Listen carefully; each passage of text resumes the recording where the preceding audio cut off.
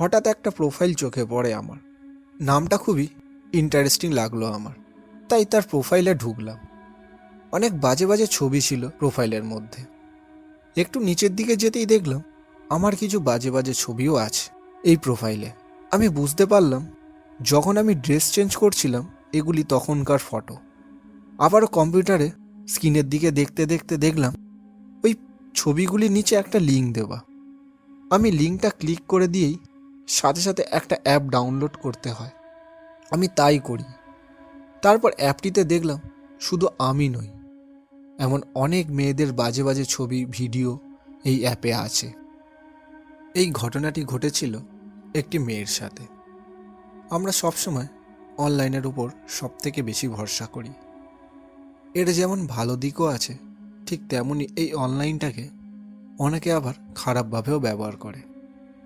মেয়েটির সাথে ঘটে যাওয়া ঘটনাটি আজ আপনাদের সাথে শেয়ার করি, যাতে আপনাদের সাথে এরকম কোনো ঘটনাই যাতে না ঘটে। আমি এক হোটেলের রিসেপশনে কাজ করি। বাড়ি থেকে হোটেলটা অনেকটাই দূরত্ব হওয়ায় কাছাকাছি একটা ফ্ল্যাট ভাড়া নিয়ে থাকি। ছোট একটা ফ্ল্যাট, 5 তলার। আমি 4th ফ্লোরে থাকতাম। প্রথম সে ফ্ল্যাটের কাউকে আমি চিনতাম না। সকাল 6টাতে বেরিয়ে যেতাম এবং রাতে ডিনার করে ফিরতাম প্রায় 10টা বেজে যেত। ততক্ষণে সবার ঘরের দরজা অফ হয়ে যেত। এমন করে কয়েকদিন চলতে থাকে, কিন্তু সমস্যা হয়ে যায় আমার এই ফ্ল্যাটের জল শ্যুট করে না, তাই ফ্ল্যাটের জলে খুব একটা আমি স্নান করি না। এর মধ্যে কয়েকদিন ফ্ল্যাটের জলে স্নান করেছিলাম, তাই আমার খুব জ্বর চলে আসে। তাই হোটেল থেকে কয়েকদিনের জন্য ছুটি নিই, ফ্ল্যাটেই থাকি একা একা। এই কদিনে বাকি 3টে ফ্লোরের প্রত্যেকের সাথে আমার পরিচয় হয়, শুধু 5th ফ্লোরে একটা ছেলে ছাড়া, কারণ সে নাইট ডিউটি করত এবং সকালে বাড়ি ফিরে সে ঘুমাতো। তাই তার সাথে আমার আলাদা করে কোনো কথা বলার সুযোগ হয়ে ওঠেনি। আর এই কয়েকদিনে ওয়েব সিরিজ দেখে দেখে দিন কেটে যেত আমার। রোজ রাতে ওয়েব সিরিজ না দেখে ঘুমই আসতো না। বেশ কয়েকদিন পর আমি সুস্থ হয়ে হোটেলে আবার যাওয়া শুরু করি। কিন্তু হোটেলে জয়েন করতে আমার স্টাফদের অদ্ভুত ব্যবহার আমার চোখে পড়ে। প্রথমটা আমি কিছুই বুঝতে পারি না। আমার যে বেস্ট ফ্রেন্ড, সেও বেশ কদিনের ছুটি নিয়েছে, আর বাকি কারোর সাথে খুব একটা বন্ধুত্ব নেই। প্রতিদিনের মতো হোটেল থেকে ফ্ল্যাটে ফিরে ফ্ল্যাটের ওয়াইফাই কানেক্ট করে গান চালিয়ে ফ্রেশ হতে যাই। তারপর চেঞ্জ করে ওয়েব সিরিজ দেখতে বসি। আজ আর মনটা ভালো লাগছিল না। হোটেলের এই স্টাফদের এমন ব্যবহার আমাকে কেমন যেন অন্য মানুষকে করে দিল।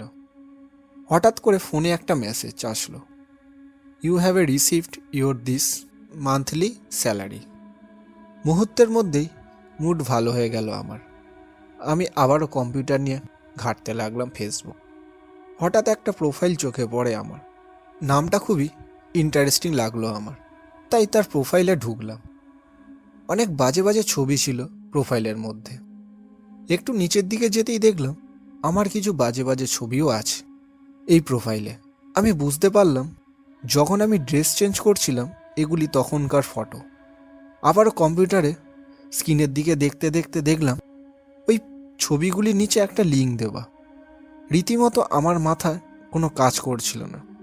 আমি লিঙ্কটা ক্লিক করে দিয়েই সাথে সাথে একটা অ্যাপ ডাউনলোড করতে হয়। আমি তাই করি। তারপর অ্যাপটিতে দেখলাম শুধু আমি নই, এমন অনেক মেয়েদের বাজে বাজে ছবি ভিডিও এই অ্যাপে আছে। এবার আমার কাছে সবটা পরিষ্কার হয়ে গেল কেন হোটেলের স্টাফরা আমার সাথে এমন অদ্ভুত ব্যবহার করছিল। কিছুক্ষণের জন্য আমার শরীরটা ভেতরে কেমন একটা অস্থির হয়েছে।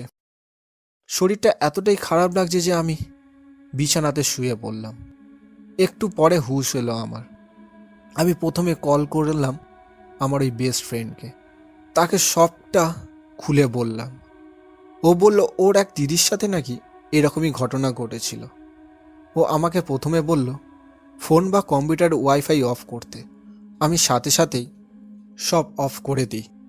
তারপর আমাকে বলল যে আশেপাশে কোনো পুলিশ স্টেশনে যেতে। আমি যখনই কম্পিউটারটা অফ করলাম তারপর থেকে আমার ফোনে আননোন নাম্বারে একটা কল আসে। অনেকবার কল করেছে, কিন্তু আমি কলটা রিসিভ করিনি এবং পুলিশ স্টেশনের উদ্দেশ্যে বেরিয়ে পড়ি। মিনিট 5-এর মধ্যেই আমি পৌঁছে যাই পুলিশ স্টেশন। গিয়ে ফোন চেক করতেই দেখলাম একটা মেসেজ। আমি যদি পুলিশের কাছে সব জানাই তাহলে আমার সব ভিডিওগুলো ভাইরাল করে দেবে। আমি খুব ভয় পেয়ে গেলাম, কিন্তু তাও পুলিশকে সব ঘটনা খুলে বললাম। সাথে সাথে পুলিশ ওই নাম্বারটাকে ট্যাগ করে তার ডিটেলস বার করলো।